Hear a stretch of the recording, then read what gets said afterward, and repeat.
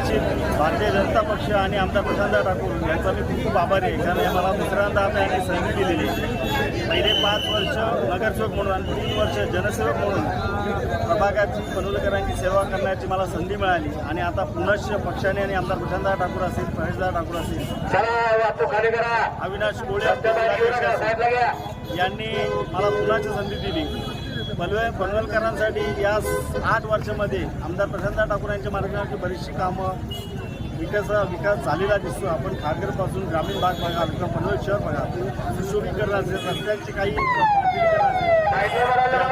बऱ्याच अंशी काम झालेले, किरकोळ कामं राहिलेली असेल असं मी तर म्हणेन. आणखी 5 वर्षात छोटी मोठी कामं असेल, महत्त्वाची म्हणजे पनवेलची पाण्याची समस्या आहे, ही सर्वात महत्त्वाची आणि ती सोडवण्याचा प्रयत्न आमदार प्रशांतदा ठाकूर यांच्या माध्यमातून करणार आहोत. जर आपण पाहिलं भारतीय आता माझ्या प्रभागात बघा तर आम्ही 3 वकील आहोत आणि एक MBBS डॉक्टर, असे आम्ही 4ही उच्च शिक्षित आहोत. असं प्रत्येक प्रभागात बघा तुम्ही.